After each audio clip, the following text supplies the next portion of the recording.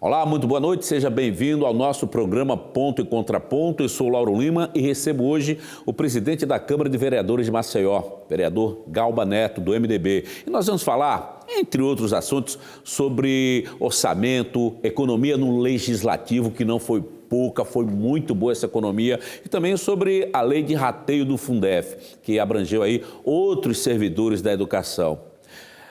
Vereador Galba, boa noite e bem-vindo aqui ao nosso Ponto e Contraponto. Boa noite, Lauro. Boa noite a todos que nos acompanham. É um grande prazer poder estar participando do seu programa. Bom, vamos começar pela Lei de Diretrizes Orçamentárias, que essa semana foi feita a leitura e que já está à disposição dos vereadores para as emendas. Porém, a mesa diretora tem aí uma preocupação importante, que é o cumprimento dos prazos. Eu pergunto o seguinte: vai dar para cumprir esses prazos? De que depende cumprir esses prazos? E quais as expectativas de emendas que venham para a LDO? Vai dar para cumprir perfeitamente. É uma situação que a gente já tem essa tranquilidade de afirmar, porque já foi finalizado. O período para a apresentação das emendas dos vereadores, que eram de 5 dias em plenário, já foi finalizado. E ontem eu tive a oportunidade de bater um papo com os presidentes das comissões de Orçamento e Finanças e Constituição e Justiça. Já tem uma audiência marcada, uma reunião marcada para a próxima segunda-feira, a apresentação do relatório, e a gente, dentro da próxima semana, acredito que já vai finalizar a votação da LDO. Nesse ano, todos os desafios foram muito grandes, potencializados por conta da situação da pandemia. E muitas coisas foram acumuladas. A gente teve uma surpresa desagradável de não ter o orçamento do ano passado aprovado. Então, essa Câmara ela teve a obrigação, acumulou essa função de ter que se debruçar sobre uma peça orçamentária do ano anterior. Mas isso não serviu como um obstáculo, pelo contrário. Tivemos o empenho de toda a Câmara, das comissões, os vereadores, de uma forma muito destacada, de uma situação que foi muito importante para toda a discussão da Câmara, se empenharam, conseguimos aprovar e agora já estamos finalizando, dentro do prazo legal, a aprovação da LDO, aguardando o orçamento desse ano para que a gente também possa se debruçar e fazer as sugestões necessárias para que a gente tenha os objetivos principais da nossa população alcançados. Já que esse período aí para as emendas já extinguiu-se, quais foram, dá para a gente citar aqui as principais emendas feitas? Tem como a gente já citar aqui algumas? Na verdade, a LDO ela faz o direcionamento, a legalidade para o orçamento. Isso. A gente não pode confundir a LDO com o orçamento. O orçamento ele ainda vai chegar. E aí sim são de forma mais objetiva aquelas propostas que a gente vê, as maiores necessidades e as demandas. Eu acredito que também são pautas aqui da TV. Então, a situação de uma solicitação de uma praça, da construção de uma creche, de um equipamento público, de uma melhoria de uma infraestrutura dentro do bairro, elas são mais direcionadas para o orçamento, que é essa peça que a gente ainda vai apreciar. As diretrizes, elas vão simplesmente trazer a legalidade para que essas propostas elas possam ser apresentadas. É uma espécie de bússola, não é? Tipo uma bússola, de uma forma mais didática que a gente pode aplicar esse dinheiro, né? Exatamente. Então ela vai trazer a forma adequada para que esse orçamento ele possa ser executado. Aplicado, né? Isso. Na prática. Já que a gente está falando em dinheiro, e você falou aí da dificuldade que foi de pegar um orçamento não votado da legislação anterior. Mesmo assim, houve no duodécimo economia de cerca de 2 milhões de reais. Isso é significativo. Foram medidas austeras adotadas pela mesa diretora, mas o que facilitou de forma prática essa economia? E aí eu vou colocar aqui um pouquinho de gasolina nessa fogueira. E por que anteriormente, você pode até dizer que não é da sua alçada, as mesas diretoras não conseguiam economizar esse dinheiro? De uma forma bem didática também, é a situação que a gente sofre no nosso dia a dia. Qualquer pai de família, ele tem. Quando você tem uma despesa maior, você é obrigado a fazer alguns exercícios dentro do seu orçamento mensal para poder adequá-lo dentro de uma realidade nova. Nós, a partir dessa atual legislatura, tivemos mais 4 vereadores. E isso, logicamente, com um orçamento praticamente idêntico ao do ano passado, obrigou que a gente tivesse uma certa economia, um cuidado e um planejamento mais adequado para essa nova realidade. Então, assim foi feito, né? A repactuação de alguns contratos, o cancelamento de outros, deixamos de fazer algumas nomeações que até a presente data a gente ainda permanece sem fazer essa nomeação, ou seja, exigiu um esforço maior do nosso corpo técnico que teve que se desdobrar, né, e cumprir outras funções por situação dessa falta de nomeação, dessa diminuição desse material humano, mas é uma situação, como eu disse, Lauro, foi a necessidade, uma situação que se apresentou e a gente, como parte administrativa da casa, nossa mesa diretora, teve essa necessidade de fazer esse exercício, com esforço, com empenho, com a colaboração de todos os vereadores, dos funcionários da casa, que a gente agradece muito, eu não faço nada sozinho. Tudo que a gente consegue é sempre em conjunto. As decisões que eu procuro tomar, sempre procuro tomar também em conjunto, né, partilhando um pouco de algumas angústias e recebendo as boas propostas, as boas iniciativas dos vereadores. E com isso a gente vai conseguindo vencer esses obstáculos, esses desafios desse ano. Como eu disse, um ano nada fácil para todos nós, para toda a sociedade. E o nosso Poder Legislativo também teve esses desafios e a gente está conseguindo superá-los. Sem dúvida nenhuma. Mas houve ali um setor específico onde essa economia pôde se tornar mais evidente? E qual foi esse setor? Exato. Principalmente a questão do custeio da casa. Alguns contratos que a gente diminuiu, por exemplo, o nosso prédio é um prédio alugado, nós tivemos uma conversa, né, explicamos a situação atual, o momento desse retorno da pandemia e foi conseguindo uma diminuição desse contrato de aluguel. Por exemplo, a Câmara tinha um contrato de segurança privada para fazer a segurança do nosso prédio, dos servidores. Nós conseguimos, junto ao secretário Tiago Prado, a estrutura, né, oferecida pelo Executivo, um efetivo que já existia dentro da casa, mas com um reordenamento de escala, a gente conseguiu fazer essa cobertura e esse foi um dos contratos que foi cancelado. Então já gerou uma economia muito importante. Enfim, várias situações, como disse, da questão de nomeação. A gente teve esse cuidado e esse zelo de não fazer algumas nomeações, tanto nos cargos de mesa, da parte técnica da casa, e isso também, logicamente, exigiu um esforço maior das pessoas que hoje estão lá com a gente para que pudessem cumprir essa função das pessoas que não puderam ser nomeadas por conta dessa diminuição de orçamento. Mas é uma situação assim, com esforço, boa vontade e com dedicação, a gente está conseguindo fazer, superar esses obstáculos, esses desafios. E está sendo uma situação bem prazerosa poder colocar para a população que a gente está fazendo essa economia, dando essa contribuição e não tendo um prejuízo na questão das ações efetivas do Legislativo, que eu acho muito importante, né? Não adiantaria a gente fazer algumas economias, mas aí também penalizar a população.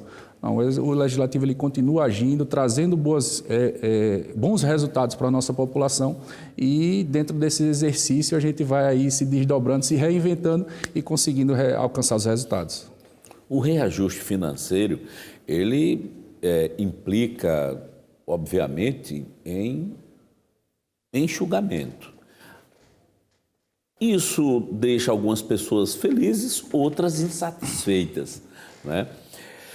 Como é que ficou ali o clima entre os pares, entre os colegas com essas medidas? Alguns confortos que se tinha ali no passado, mexeu-se nisso também? Eu disse, não, pera, isso aqui não vamos afetar tanto não assim. Como eu lhe disse, Mauro, a gente não consegue nada sozinho. Se eu não tivesse a colaboração e a compreensão dos nossos pares, da composição da nossa Câmara, eu não conseguiria chegar até o presente momento. Então, tudo passa muito por esse momento de discussão, por esse amadurecimento, né, por algumas conversas, alguns conselhos, algumas situações que a gente pensa de uma forma, às vezes quando a gente parte para uma conversa mais ampla, isso acaba tendo uma melhor, uma ampliação, uma modernização, né, e sempre se chega num resultado extremamente positivo. Então, eu acredito que os desconfortos que por um acaso possam ter sido ocasionados por uma medida ou por um anúncio de momento, na discussão e no amadurecimento das relações, elas foram muito bem compreendidas e a gente tem essa parceria. Hoje eu tenho o prazer, né, de ser já reeleito para o nosso segundo biênio, então os 4 anos eu serei presidente.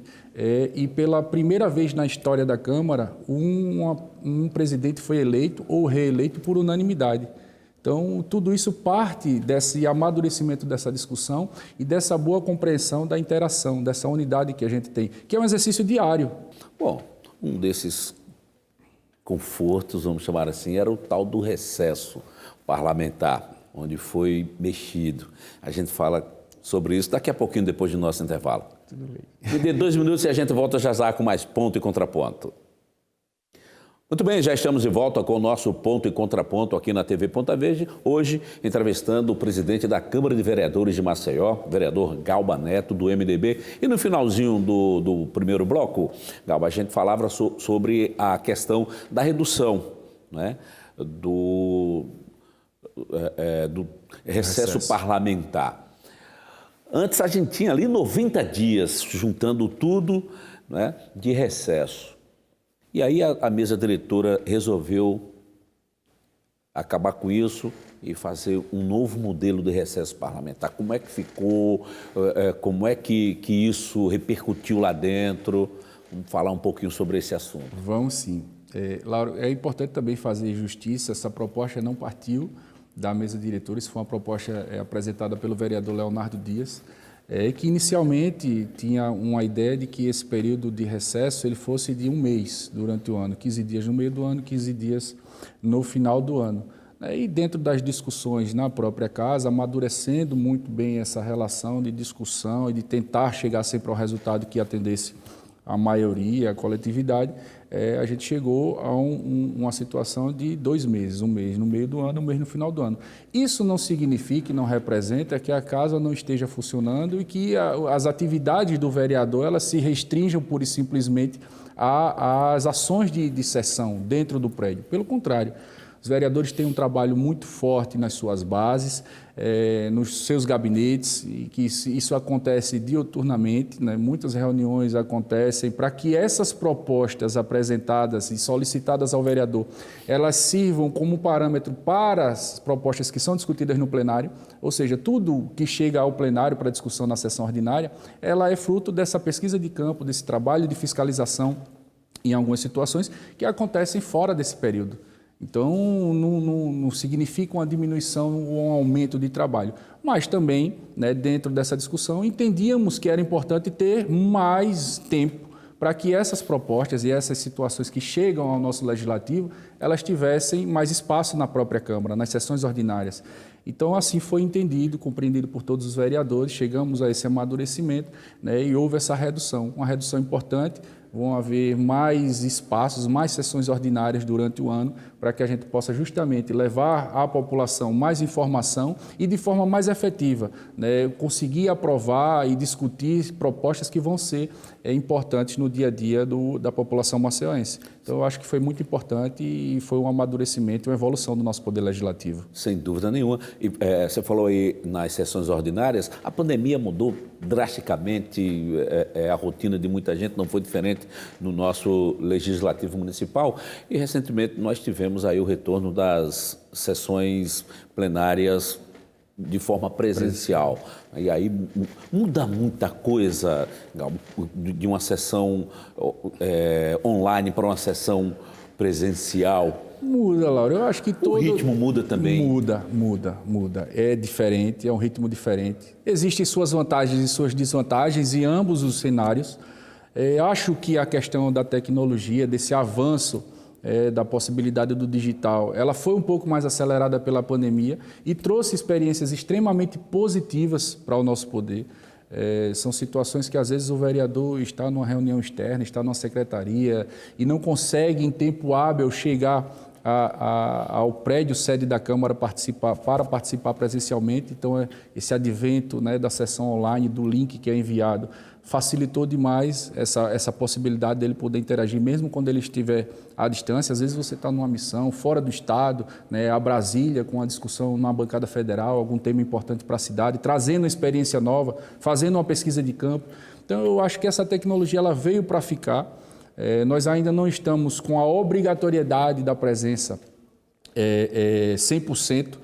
O vereador ele pode optar, alguns vereadores ainda não se sentem seguros o suficiente para estar no prédio, ou porque são acometidos por algum tipo de doença, de enfermidade, ou por simplesmente ainda não se sentirem seguros. Então, a gente ainda está flexibilizando, mas todos aqueles que se sentirem seguros, confortáveis, podem ir para a sessão presencial. Eu estou 100% da sessão presencial lá presente, até porque é a obrigação do presidente. O meu link não pode cair quando eu estiver presidindo, então eu tenho que estar no prédio, mas eu acho que é uma tecnologia importante, é um avanço, é uma ferramenta que veio para ficar e que vai ajudar, sim, muito, muito mesmo, nas ações do Legislativo. A gente já, inclusive, estuda a proposta para que ela se torne permanente dentro de uma situação legal. A gente vai fazer uma alteração de regimento para que ela se torne permanente e todas as situações, dentro de um percentual aceitável, o vereador possa participar de forma online, virtual. Perfeito. Muitas instituições estão, de fato, fazendo isso, municipais, estaduais, federais, né? É realmente uma ferramenta que chegou e ela não sai mais. Não sai mais. Vamos mudar de assunto, eu vou tocar num tema que durante muito tempo gerou polêmicas e muita dor de cabeça para muita gente, mas que recentemente teve a aprovação, que é o rateio do Fundef. Teve como relator aí o vereador João Catunda, que é presidente da Comissão de Educação da Câmara de Maceió, e esteve aqui comigo, inclusive, no Ponto Contra Ponto, falando sobre o assunto. E aí acabou que, nessa aprovação, novas categorias foram incluídas, beneficiando aí outras pessoas, não é, Galma? Exato, é sempre importante todas as discussões que chegam ao Poder Legislativo, como essa característica que ele tem tão plural, muitas informações e situações de atualização, elas podem chegar às propostas que são apresentadas.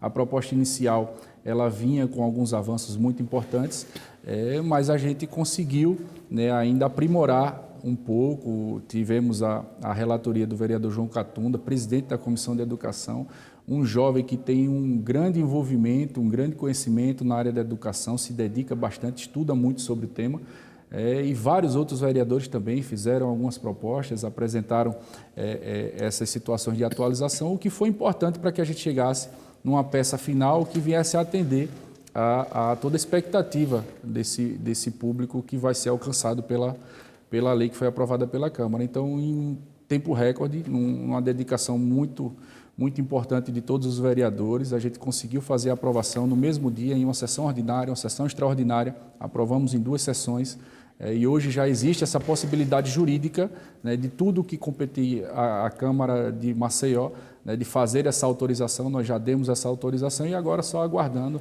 a finalização dessas discussões jurídicas que estão acontecendo a nível nacional, para que possa fazer essa tão esperada distribuição desses valores, que vai ser importantíssimo para todos os servidores da área da educação.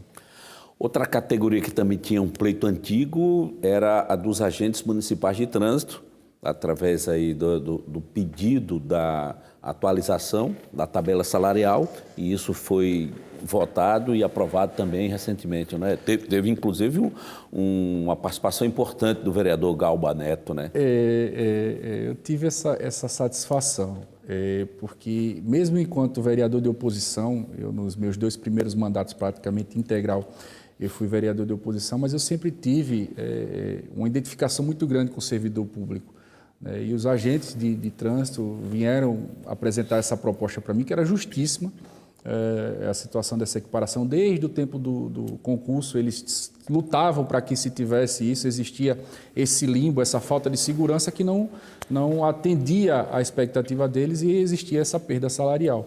Então a gente defendeu bastante, infelizmente a gente não conseguiu êxito no passado, mas na atual gestão, em 10 meses, com muita conversa, né, agradecer também o empenho do superintendente André Costa, do prefeito JHC, que entenderam e se sensibilizaram com essa situação, fizeram as adequações orçamentárias necessárias, porque imagine nesse ano tão difícil, né, mas compreenderam que não seria um impacto tão significativo a ponto de inviabilizar a concretização dessa equiparação, e nós conseguimos essa vitória. E para minha surpresa e satisfação pessoal, e aqui eu também, né, queria externar essa situação, o prefeito, que poderia sancionar essa lei, porque já havia sido aprovada pela Câmara, me deu o prazer de poder promulgá-la, né? A gente tem também, uma das nossas atribuições enquanto presidente do Poder Legislativo é poder fazer essa promulgação. E o prefeito, entendendo essa identificação que eu tinha com a matéria que foi aprovada, me deu esse grande prazer de poder promulgar essa lei. Nós pudemos comemorar no mês dos agentes de trânsito a promulgação da lei que eles tanto aguardavam. Muito bacana. A conversa vai ficando boa, o tempo vai ficando extinto. Infelizmente, vou ter que acabar nosso programa por aqui, mas eu lhe agradeço por ter vindo aqui conversar com a gente hoje, viu? Eu agradeço muito a oportunidade da TV Ponta Verde de poder proporcionar esse espaço para que a gente possa ter essa conversa. Acho extremamente importante, quero lhe parabenizar pela condução, pelo programa. Acho que a boa informação para a população, ela faz com que ela consiga entender que a expectativa de ser bem representada, ela deve permanecer sempre com a chama muito acesa. Me despeço agradecendo aqui a parceria comercial com a nossa Fabricato Móveis. Tenham todos uma boa semana e até o próximo sábado. Tchau, tchau e até lá. Cuidem-se.